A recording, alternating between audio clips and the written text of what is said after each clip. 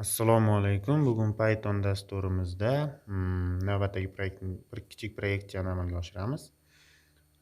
Ya'ni so'zni topish kerak. Yashirin so'zni bizga mana quyidagicha 9 ta jon beriladi, ya'ni 9 ta yurakcha.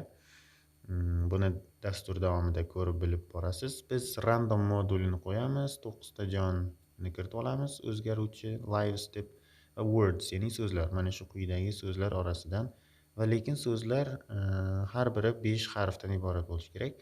Keyin yashirin so'z random nuqta choice deymiz, ya'ni nuqtani bossangiz o'zi choice boshqa modullar ichidagi modullar kelib chiqadi. So'zlarni orasidan random modulni tanlaymiz. Ya'ni so'zlarni tartib ichidan aralashtirib oladi. Endi kalit so'zimiz uni ham list ko'rinishida olamiz. Kalit so'zimiz o'zgaradi, ya'ni 5 ta so'roq. O'sha 5 ta so'roq degani harflar turadi uni o'rnida. Istalgan yashirin harf bo'lishi mumkin. Endi yurakchani simboli, ya'ni belgisini kiritamiz. Yurakchani belgisi quyidagicha o'zini maxsus kodi bor. U qo'sh tirnoq ichida orqa taqsim, teskari taqsim U20.64. Endi guess secret, ya'ni guess word correctly ni olamiz, ya'ni biz taxmin qilgan so'z to'g'rimi yo'qmi? To'g'ri deb tan olamiz boshida. Keyin mana yerga endi kodning asosiy qismi, ya'ni the main code deb yozamiz. Asosiy kod deb yozamiz. Buni o'rtaroqqa olib o'tamiz. Endi funksiya yaratib olamiz.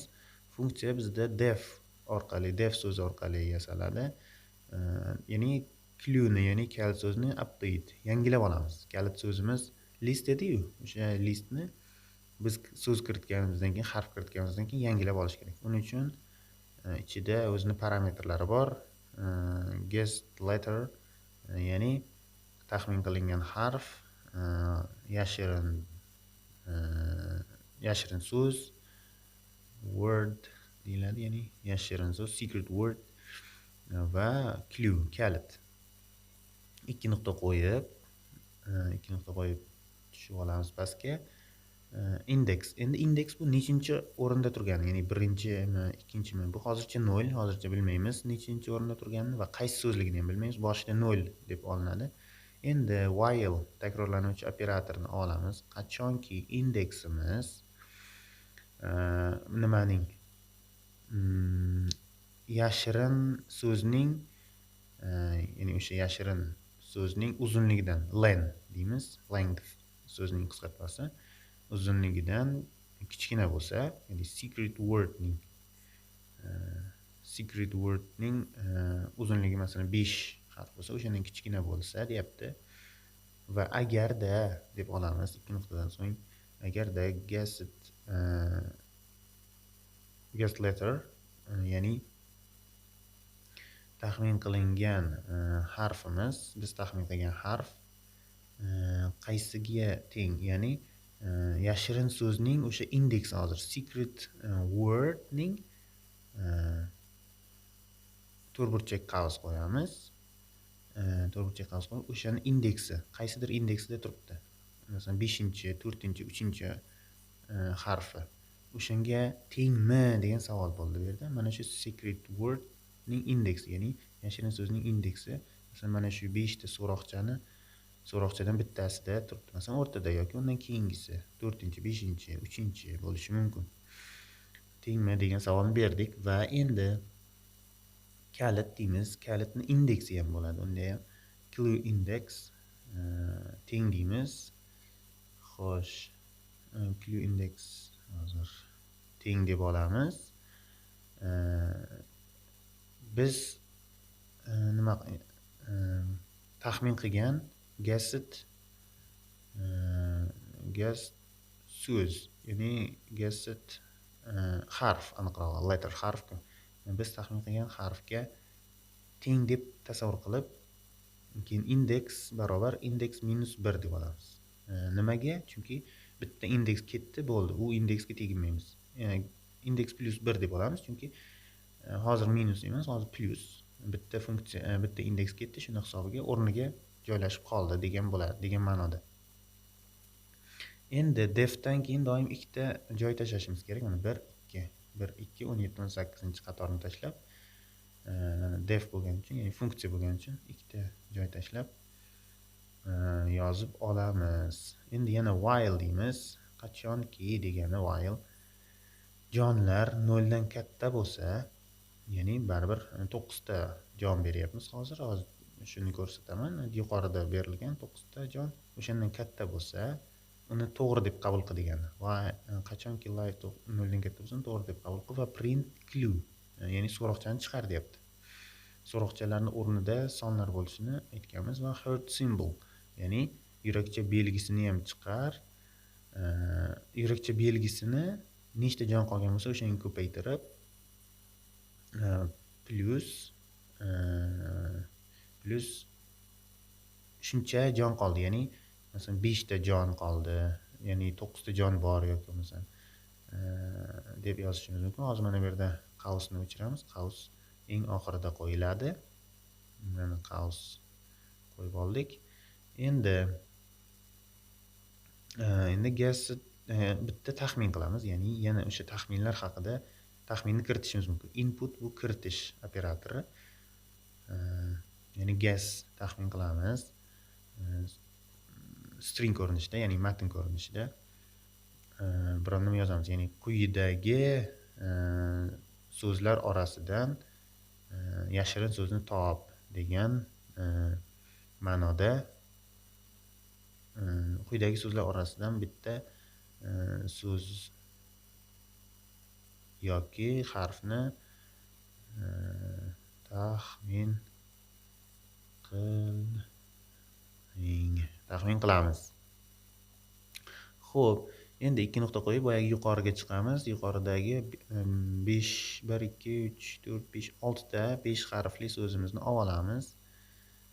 Bu so'zlarni olib, mana shu yerga shunchaki copy paste qilamiz, ya'ni ko'chirib o'tkazamiz. Bu yerda ikkita yo'nalish belgischasini qo'ydim. Hozir ortiqcha belgilarni o'chirib tashlayapman. Ikkita oxirida plaindan oxiridagi ikkita belgi nima uchun? U ajratib turish uchun, mana davomida bor degan ma'noda ajratib turish uchun qo'yilgan. Mana plaindan keyin qo'yilgan. Xo'p, endi qavs yopiladi va aniq joyni oldik. Guess bo'lgandan keyin biz bu yerda pastga if deymiz. Agar o'sha taxmin qilgan so'zimiz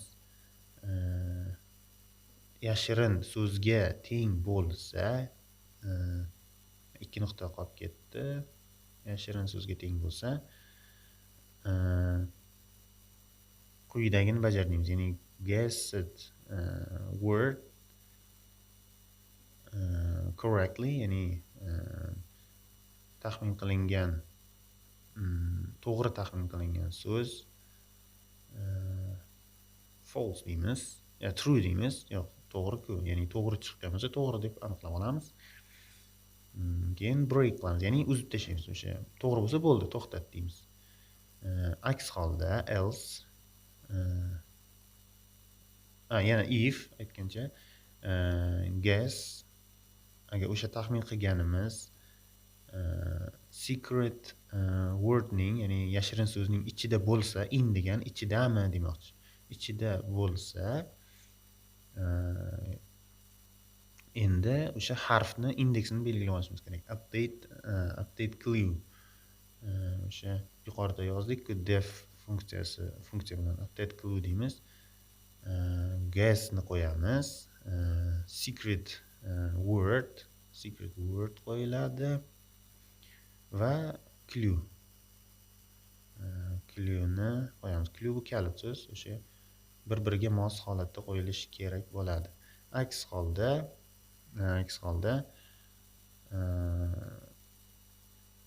nimani chiqaramiz? Biz matn ko'rinishida quyidagicha yozamiz.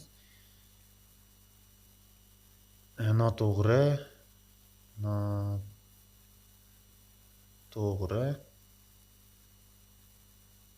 so'z kiritildi yoki noto'g'ri siz yutqazdingiz deb yozamiz.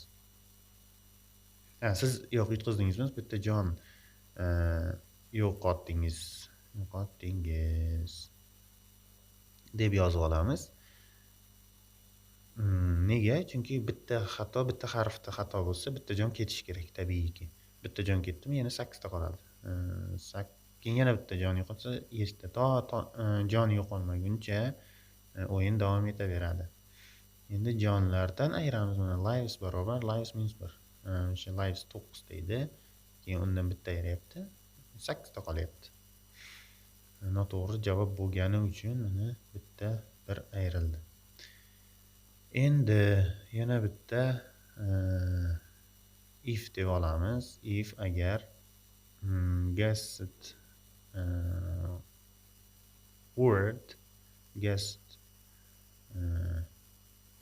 word correctly false bo'lsa, yo'q, bu to'g'ri, ya'ni true bo'lsa, ikki nuqta qo'yildimi, demak true demoqchi. Shu to'g'ri bo'lsa, print qavs ichida ya'ni siz yutdingiz, maxfiy so'z, ya'ni belgi qo'yib, undov qo'yib, yashirin so'z